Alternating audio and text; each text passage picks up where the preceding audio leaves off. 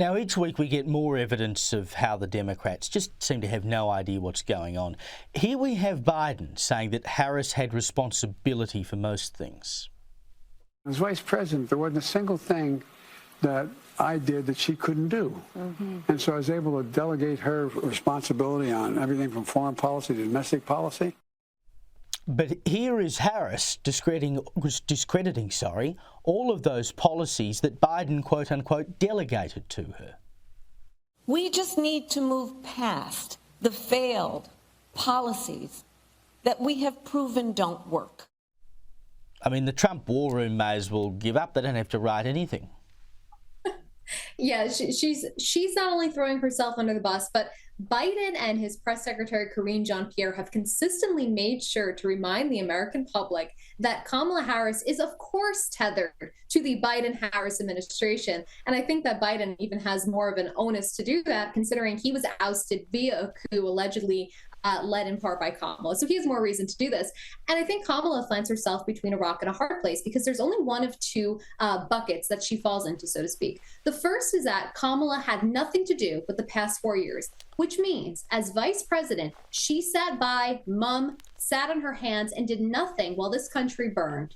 If that's the case, that's disqualifying, right? A leader knows when to take action, knows when to step up, knows when to get rid of your commander-in-chief when he's cognitively declining.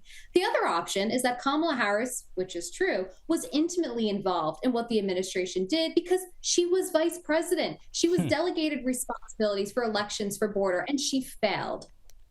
Very quickly before we go, we saw the numbers this week on campaign donations, and what it's shown is that Google and Microsoft are donating huge amounts of money to the Democratic Party. They control nearly 100% of what we use on the internet, and now they want to control the government as well, it looks like, Brianna.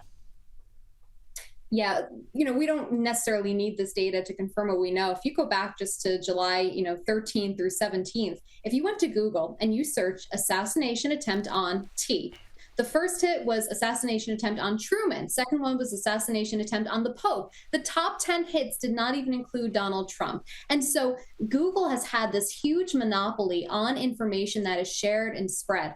Recently, they encouraged people to go out and register to vote. And if you clicked on the link, it takes you back to Democracy Works. Democracy Works is part of Democrats' well-funded and well-oiled election machine. That's not a nonpartisan avenue, that's a partisan avenue. And Google controls and directs users to there. Brianna, Lyman, thank you so much for your time.